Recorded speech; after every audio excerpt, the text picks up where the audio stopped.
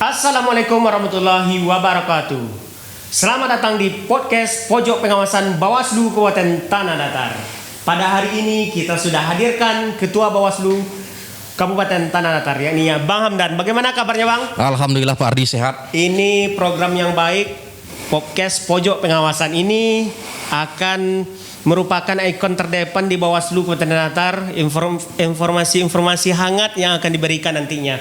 Mungkin tujuan Ketua dan pimpinan, apa tujuan pembuatan podcast ini? Mungkin dimintakan kepada Pak Hamdan. Baik, terima kasih Pak Ardi selaku moderator atau host dari kegiatan podcast perdana di Bawaslu Tanah Datar.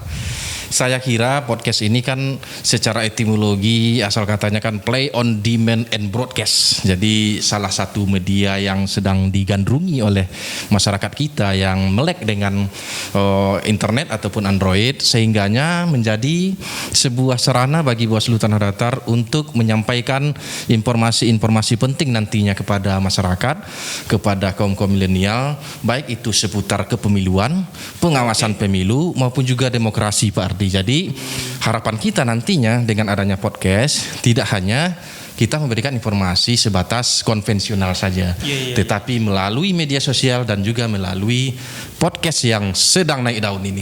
Oke, terima kasih Bang Hamdan. Jadi podcast ini biasanya audio, hanya seperti radio. Sekarang kita sudah kenal dengan YouTube. Nanti jangan lupa like, share, and subscribe YouTube Podcast Pojok Pengawasan. Oke, selanjutnya tentunya Bawaslu Kabupaten Tanah Datar tidak lepas dengan program-program yang menarik. Terkadang di tahun 2021 ini kaum milenial yang akan kita kejar. Jadi program-program apa saja yang akan kita laksanakan di Bawaslu Kabupaten Tanah Datar, Bang? Baik, terima kasih. Sebenarnya kalau merujuk undang-undang itu tugas dan kewajiban Bawaslu, apalagi selama masa non tahapan ini itu ada dua. Yang pertama untuk di pasal 101 itu Bawaslu Kabupaten Kota bertugas untuk mengelola, memelihara dan juga merawat arsip serta melaksanakan penyusutannya berdasarkan jadwal retensi arsip sesuai dengan peraturan perundang-undangan. Nah, di Tanah Datar sendiri di Bawaslu ya, kita untuk program ini tetap kita lakukan di tahun 2021.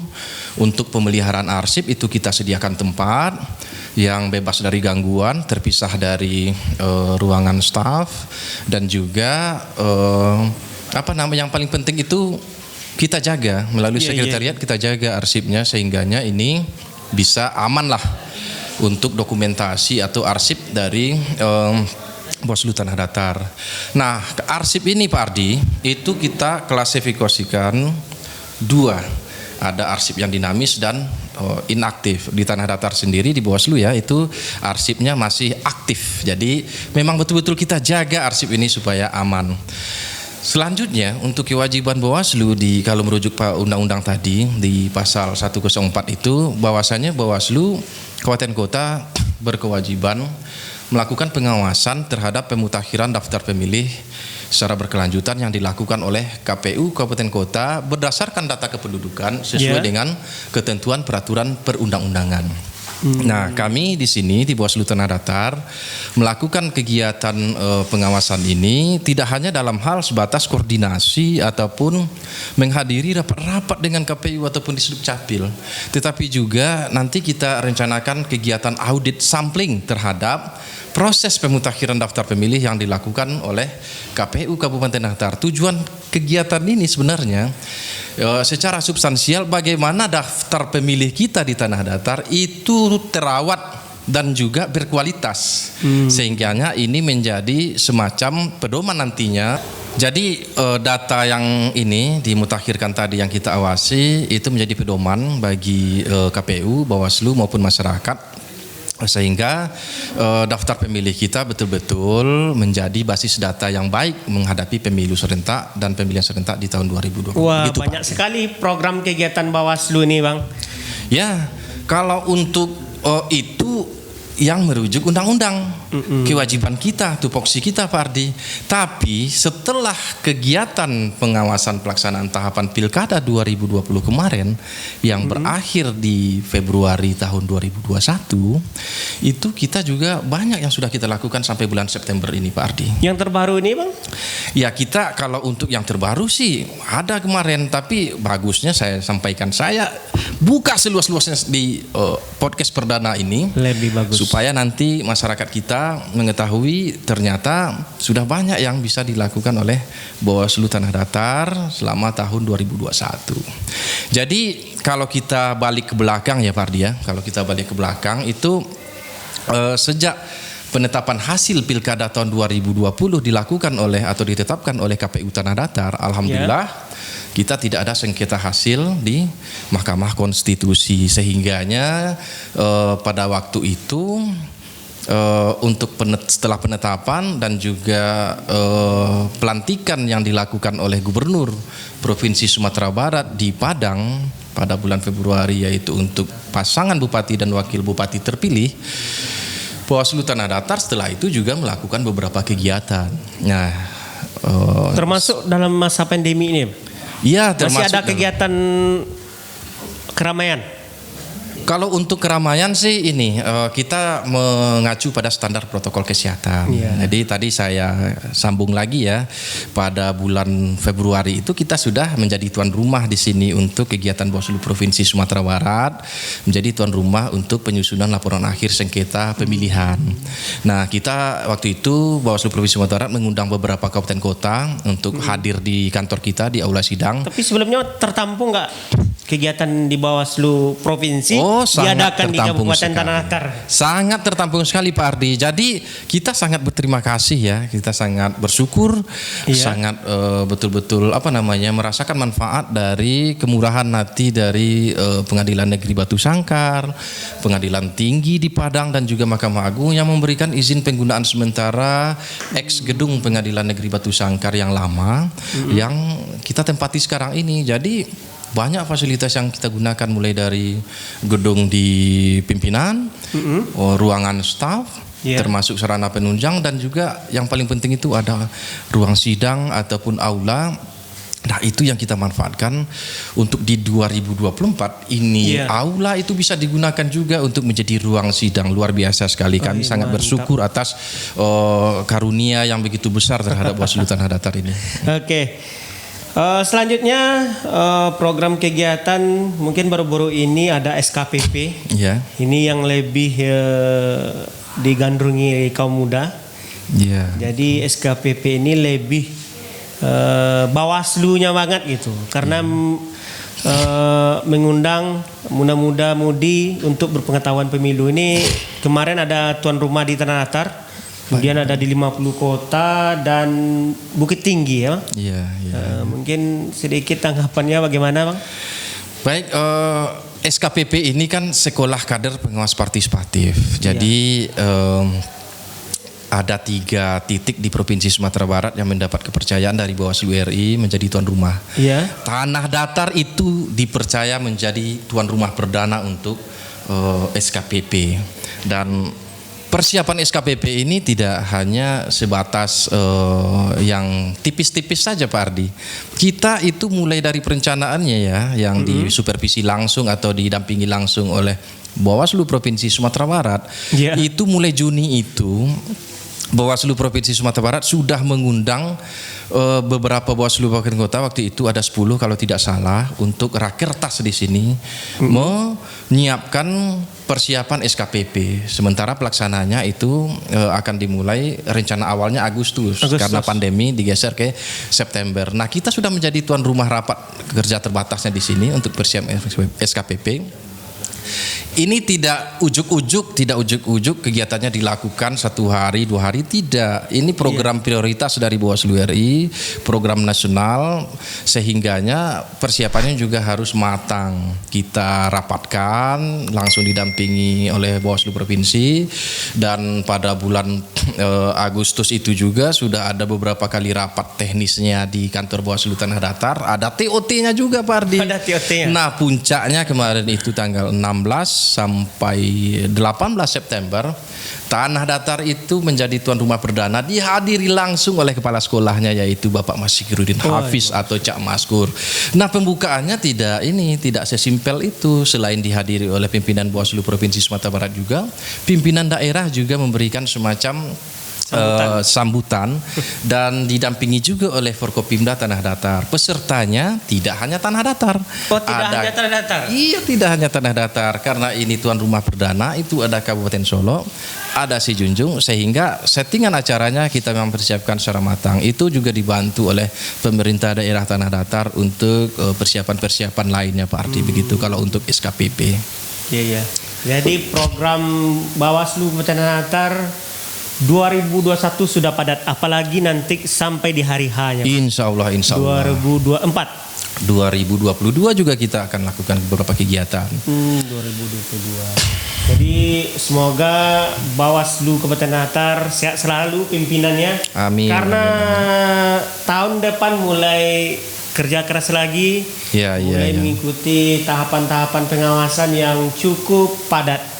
Ya, betul. Jadi selain kegiatan yang saya sampaikan tadi, termasuk juga Pak Ardi tanyakan tentang SKPP, kita ini kan ada 3 divisi, ya. 3 divisi. 3 divisi, Pak Ardi. Jadi saya sendiri selaku ketua itu membidangi divisi organisasi dan juga SDM, ya. Nah, itu kita kemarin juga ada kegiatan di sini, Pak Ardi, untuk terhadap divisi SDM ini dan organisasi, yaitunya rapat kerja terbatas terhadap penata usahaan arsip dan juga evaluasi pengawas pemilu ad hoc. Ini tuan rumah atau kegiatan provinsi juga? Ini kegiatan provinsi, tapi kita dipercaya menjadi tuan rumah rakertasnya selama 2 hari di sini. Itu mengundang ketua-ketua dan juga koordinator sekretariat seluruh kabupaten kota yang ada Bawaslu, ya, di Bawaslu Tanah Datar. Ini terhadap program SDM. Ya, ini program SDM-nya Bawaslu Provinsi Sumatera Barat. Nah, karena saya langsung yang membidangi, itu tentu menjadi kesiapan juga bagi kami di divisi organisasi dan SDM untuk mempersiapkan acaranya. Dan kita juga selaku peserta pada waktu itu. Nah, yang kedua divisi pengawasan dan hubungan antar lembaga. Jadi disingkat PHL lah kalau istilah kerennya, ya. Di istilah kerennya itu PHL. Divisi PHL ini itu banyak sekali kegiatannya. Kalau tadi saya katakan melakukan audit pemutakhiran daftar pemilih secara berkelanjutan itu, terus juga pengawasan langsungnya itu divisi PHL. Nah, divisi PHL ini juga sudah melakukan beberapa kegiatan, termasuk kegiatan pengawasan partisipatif itu di tahun 2021. Nah, untuk ketiga itu ada divisi penindakan dan pelanggaran HPP, ya, dan penyelesaian sengketa HPPS. Jadi divisi HPPS ini terakhir kemarin itu sudah melaksanakan kegiatan. Jadi kita tidak hanya mengundang partai politik saja, tetapi juga ada jajaran Bawaslu di Tanah Datar diikut sertakan sebagai peserta. Tujuannya tadi kan untuk itu, Pak Ardi, meningkatkan kapasitas SDM dari partai politik selaku peserta pemilu dan juga jajaran kita, sehingga nantinya bagaimana nanti beliau-beliau ini paham tentang bagaimana alur dan tata cara penyelesaian sengketa proses pemilu ataupun pemilihan, mulai dari penyampaian permohonan, terus juga di Bawaslu menerima permohonan tersebut, sampai nanti pada proses mediasi dan juga adjudikasi ataupun musyawarah secara tertutup dan terbuka di Bawaslu Tanah Datar. Ya, itu yang dilakukan oleh kegiatan HPPS terakhir kemarin. Nah, jadi tiga divisi ini itu sudah melakukan kegiatan di tahun 2021 sampai September, Pak Ardi. Termasuk juga kalau jajaran sekretariat, nah itu juga tiap bulan itu rutin untuk kegiatan-kegiatan, baik itu pencatatan ataupun pelaporan keuangan ataupun juga kegiatan-kegiatan internal lainnya, begitu, Pak Ardi. Nah, kan sekarang bulan September, maaf. Iya. Ada 3 bulan lagi selama 2021 ini. Ini langkah-langkah atau program apa lagi nih, Bang? Kegiatan-kegiatan Bawaslu. Nah, jadi untuk bulan Oktober sampai Desember ini kita juga tidak vakum. Di Oktober itu kita sudah pleno kemarin untuk melaksanakan kegiatan pembinaan penindakan dan pelanggaran di divisi HPPS. Jadi kalau kemarin itu melibatkan partai politik, nah untuk di Oktober ini nanti selain jajaran Bawaslu Tanah Datar, kita juga melibatkan nanti unsur kepolisian maupun unsur dari kejaksaan untuk kegiatan tersebut. Ya tujuannya juga nanti adalah untuk peningkatan kapasitas karena kapasitas ini kan tentu harus ada narasumber yang kita datangkan untuk menambah ilmu maupun pengalaman atau pemahamannya. Kita nanti insya Allah akan datangkan juga narasumber dari akademisi ataupun juga praktisi, termasuk juga pimpinan Bawaslu Provinsi Sumatera Barat untuk memberikan semacam pencerahan-pencerahan di sejajaran kita, terus juga unsur kepolisian yang kita undang dan juga kejaksaan. Wah, padat sekali sahabat Bawaslu. Ya, tapi belum selesai, selesai. Di bulan November mulai masuk tahapan pun sudah banyak kegiatan Bawaslu. Iya. Jadi saya lanjutkan lagi ya, Pardi ya, karena tadi Pardi potong.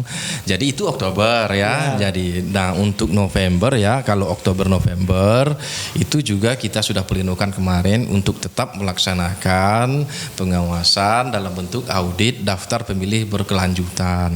Tadi saya sampaikan di awal-awal acara ada sampling di beberapa nagari. Kita sudah putuskan di beberapa nagari di Kabupaten Datar untuk kita datangi langsung. Nanti kita tanya beberapa sih pemilih yang sudah meninggal dunia, berapa pemilih yang wajib pilih yang seharusnya masuk daftar pemilih tetapi belum masuk juga ke daftar pemilih. Nanti kita teliti sampai ke situ. Terus juga berapa sih dari yang penduduk sipil menjadi TNI dan Polri atau TNI dan Polri yang sudah pensiun untuk wajib masuk ke daftar pilih. Nah, itu kita teliti sampai di situ. Ini tersebar seluruh kabupaten, Bang.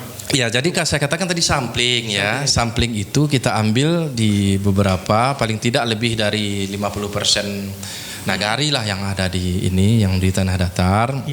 Nanti kita cocokkan. Nah, hasil-hasil dari pengawasan itu nanti kalau ada semacam kekurangan atau kelemahan dalam penyusunan daftar pemilih yang dilakukan oleh teman-teman kita di KPU, tentu nanti kita berikan semacam rekomendasi ataupun koreksi lah kepada KPU, sehingga itu yang saya katakan tadi, bagaimana kita merawat kita merawat daftar pemilih secara berkelanjutan itu sehingga nantinya betul-betul dihasilkan daftar pemilih yang berkualitas untuk pemilihan dan pemilu di 2024 Pak Ardi.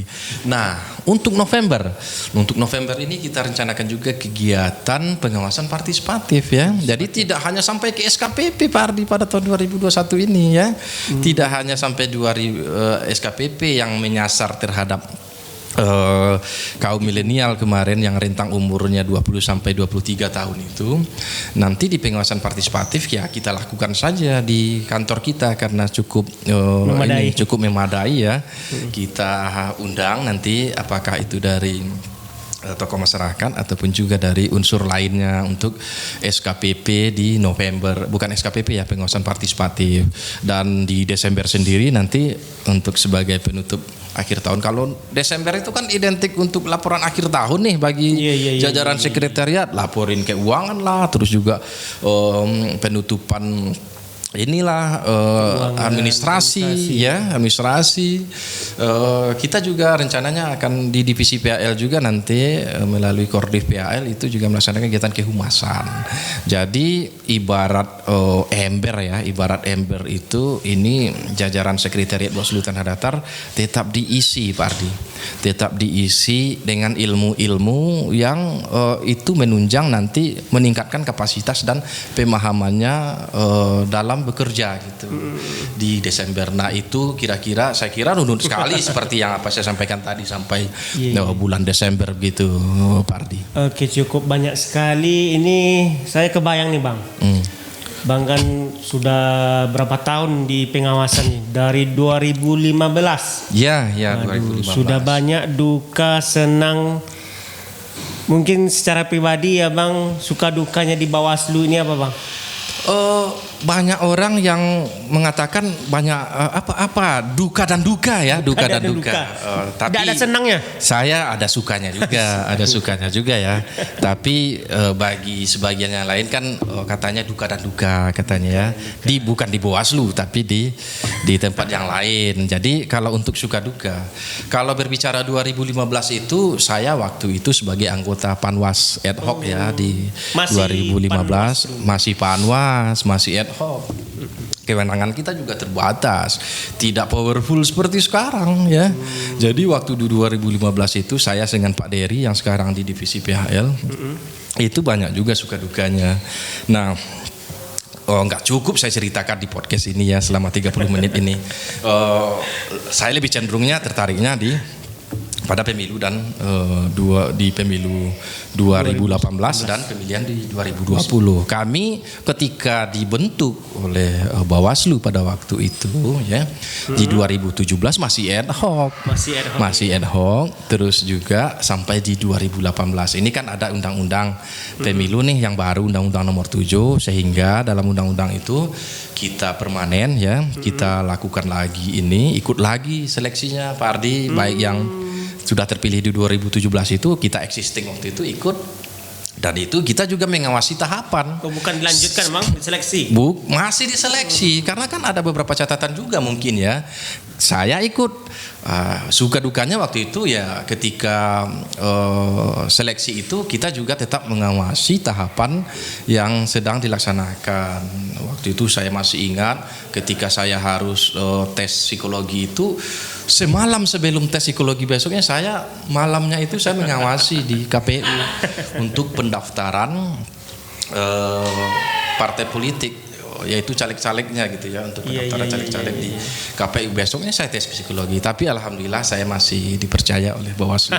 Terima kasih pimpinan. Dari 2018 sampai nanti 2000. Nah, karena undang-undang itu di 2018 itu kan kami permanennya di bulan Agustus, dilantik di Hotel Bidakara di Jakarta oleh Bawaslu RI ya, dilantik oleh Bawaslu RI di Bidakara itu sampai di 2023 ini insya Allah itu nanti akan masih dipercaya mengawasi untuk tahapan pemilu maupun pemilihan secara serentak di 2024. Nah, kembali lagi kepada cerita suka dan duka tadi, kalau sukanya banyak, sukanya tentu ini adalah passion saya di sini ya. Saya sebelum di Panwas ataupun di Bawaslu ini sudah menggeluti juga di dunia dunia demokrasi ini sebagai pemantau. Oh, pernah jadi pemantau? Iya, pernah di pemantau di Padang ya, di NGO, dan juga saya pernah terlibat sebagai baik itu enumerator maupun kontributor di beberapa lembaga survei ataupun quick count, baik itu pemilu 2014, terus juga di 2015 saya sudah menjadi penyelenggara. Nah, sukanya banyak karena ini passion saya. Tentu saya bertemu dengan orang-orang yang betul-betul menggeluti dunia demokrasi dan tidak hanya seperti pemantau sebelumnya, malahan ada kewenangannya di situ, melaksanakan tugasnya, terus juga bertemu dengan tidak hanya peserta pemilu tapi juga masyarakat. Ilmunya juga bertambah ya, terus juga teman-temannya juga bertambah. Tentu ini membuka pintu rezeki juga bagi kita kalau seandainya silaturahmi ini terus terjalin. Nah, dukanya ya paling tidak dalam hal penegakan hukum pemilu maupun pemilihan, tentu ini tidak semua orang yang akan senang ya, apalagi terhadap orang-orang yang kita awasi Pak Ardi. Jadi ada yang senang, ada juga yang pernah terjadi intimidasi? Ya kalau reaksi-reaksi itu ya wajar saja. Kalau di dalam dunia demokrasi itu kalau nggak ada itu malahan juga tidak enak ya. Ada semacam bumbu-bumbunya yang kurang kalau seandainya tidak ada reaksi-reaksi seperti itu. Jadi ya memang itu kita hadapi sesuai dengan kompetensi dan tupoksi kita di Bawaslu. Ada yang tidak senang ya itu wajar-wajar saja. Yang penting tugas saya selaku sebagai pengawas pemilu atau pemilihan ya dilantik dan disumpah oleh Bawaslu untuk mengawasi bagaimana proses tahapan itu berjalan sesuai aturan. Nah, dukanya di situ ya ada yang tidak enak dengan kita ya dengan dengan peserta ataupun juga ketika kita misalnya melakukan penertiban bersama Satpol PP didampingi polisian dan unsur-unsur terkait lainnya, ada dihardik lah, ada misalnya dikata-katai ya. Oh, sudah sering kalau dihardik atau dikata-katai ya, dikata-katai itu sudah tak terhitung lagi lah di setiap tahapan, terutama di tahapan kampanye itu kan kita tidak hanya mengawasi peserta pemilu atau pemilihan, tapi juga masyarakat selaku pemilih nantinya ataupun nantinya yang juga mengikuti kampanye pada tahapan-tahapan kampanye pemilu pemilihan tersebut, Pak Ardi. Mungkin itu dukanya. Jadi ini cukup menarik nih Bang. Pengalaman Abang dari 2015 sampai sekarang. Jadi begitu banyak kinerja Bawaslu Kabupaten Tanah Datar yang dilakukan oleh Abang. Selanjutnya ini yang lebih hangatnya nih Bang. Apakah betul Bawaslu ini kan masih sebelumnya kan Panwaslu, sudah menjadi Bawaslu, lembaga yang permanen lah ya. Lembaga yang permanen lah kan. Jadi katanya nih kononnya nih dikembalikan ad hoc ke Bali gitu. Apakah betul berita seperti itu? Mungkin sedikit pengetahuan dari Abang lah. Ya kalau untuk hal itu sih kita ini belum ngeh juga ataupun belum melek juga terhadap informasi ketika sudah dipermanenkan dia kembali.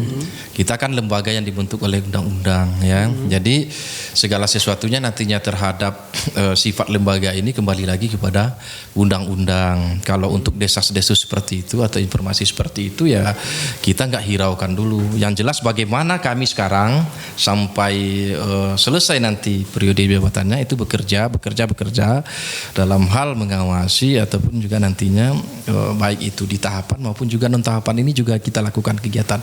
Jadi kita di Bawaslu ini karena sudah dipermanenkan ya kita jawab dengan kinerja dan tugas-tugas yang kita lakukan sesuai dengan ketentuan-ketentuan yang ada, Bang Ardi. Jadi kita tidak pikirkan mau ad hoc kembali.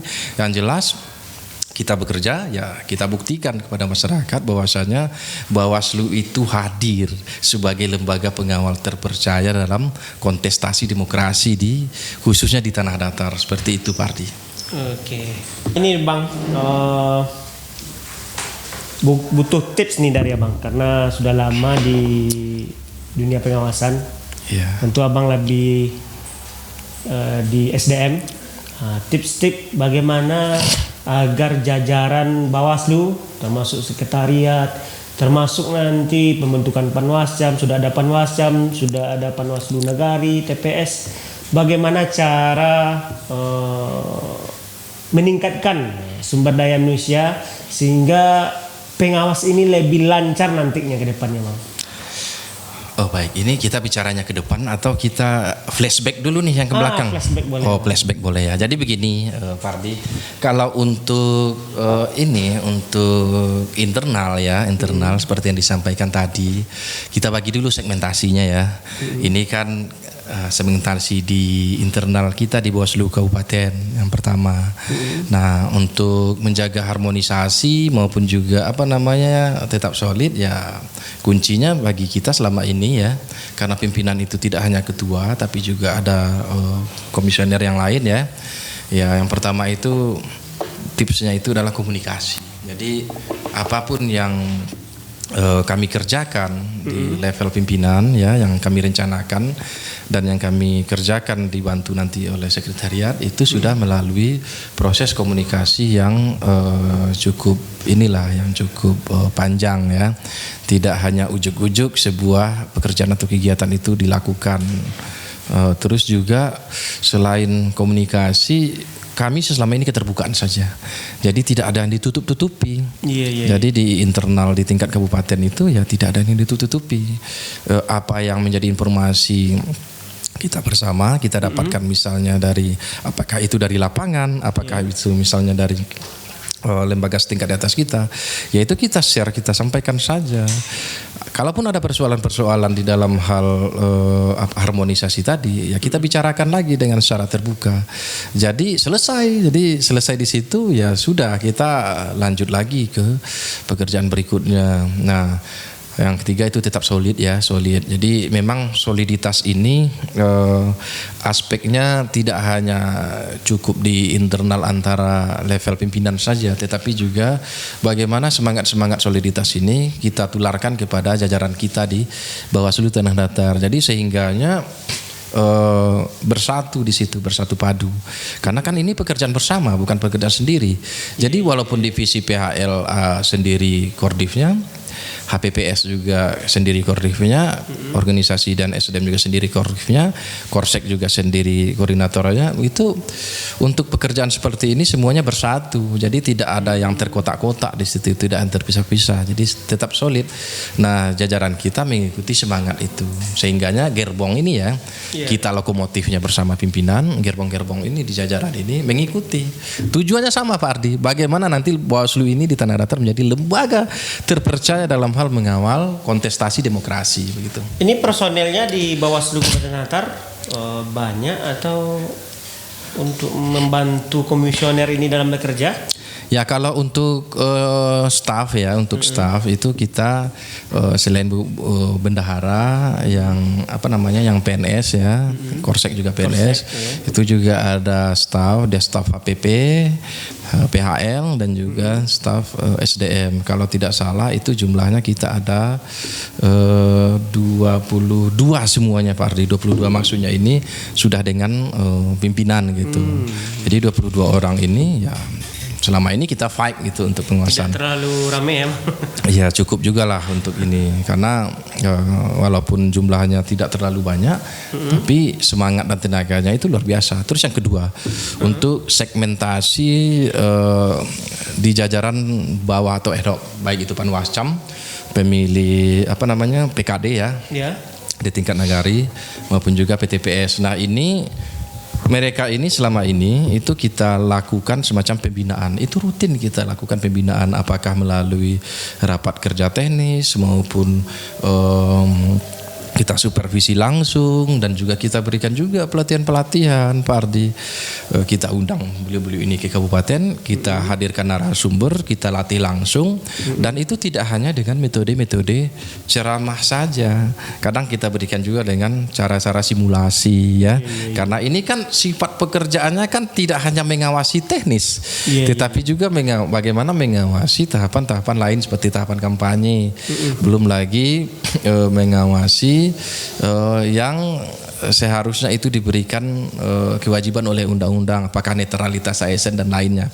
Nah ini butuh kecakapan menurut saya yang perlu ditempa terus untuk di jajaran penguasa ad hoc itu. Jadi intinya yaitu komunikasi dan soliditas tadi, dan jangan lupa kami tanamkan juga semacam spirit kompetensi lah melalui pelatihan-pelatihan dan rapat-rapat tadi, begitu Pak Ardi. Oke, terima kasih banyak tips yang sudah diberikan oleh Ketua Bawaslu Kabupaten Tanah Datar. Ini apresiasi buat Bawaslu Tanah Datar yang memiliki program-program yang cukup menarik untuk pengawasan khususnya di Kabupaten Tanah Datar. Semoga Bapak Ketua sehat selalu. Amin. Dan dapat menjaga kesehatan untuk kedepannya. Ya. Dan pengawasan di Bawaslu Kabupaten Tanah Datar berjalan dengan lancar. Baik, ini ada mungkin closing statement lah ya. Ya. Atau ini ya. Jadi karena kita sudah di penghujung podcast perdana ini, tentu kami juga memberikan semacam closing statement lah, istilah anak-anak muda sekarang ya, terhadap bagaimana nanti Bawaslu-nya. Yang jelas Bawaslu Tanah Datar tetap komit terhadap tugas-tugas pengawasan, dan tidak hanya itu saja Pak Ardi, kita juga akan tetap menggelorakan semangat demokrasi ini, kita sampaikan nantinya kepada masyarakat, sehingga tidak hanya dengan podcast tetapi juga dengan kegiatan-kegiatan lain, ada fungsi-fungsi edukasi nantinya yang dilakukan oleh Bawaslu Tanah Datar dalam mencerdaskan masyarakat kita ya, tidak hanya kegiatan secara langsung tapi kegiatan juga seperti ini, sehingganya walaupun secara formal yang mengawasi pemilu dan pemilihan itu adalah Bawaslu ya secara formal, tetapi secara hakikat demokrasi berdasarkan Undang-Undang Dasar itu kedaulatan itu dimiliki oleh rakyat, masyarakat yang harus terlibat aktif dalam hal mengawal demokrasi ini. Nah, ini yang kita harapkan. Jadi tingkat partisipasi masyarakat tanah datar nantinya semakin lebih baik dan meningkat di pemilu dan pemilihan serentak di 2024. Begitu Pak Ardi. Oke, terima kasih Ketua. Oke, sahabat Bawaslu, seperti yang disampaikan oleh Ketua tadi sudah sesuai ini Bang. Pemilu indah hanya mengawasi. Iya, betul. Ya, kuatnya ada di sini. Jadi secara visual sebenarnya bisa dilihat ya, tapi tadi sudah kita sampaikan bahwasanya pemilu itu tidak hanya mencoblos saja, tapi juga mengawasi ya juga. Ya, begitu. Oke, terima kasih. Mungkin sekian dari podcast Pojok Pengawasan Bawaslu Kabupaten Tanah Datar. Tagline-nya bersama rakyat awasi pemilu. Bersama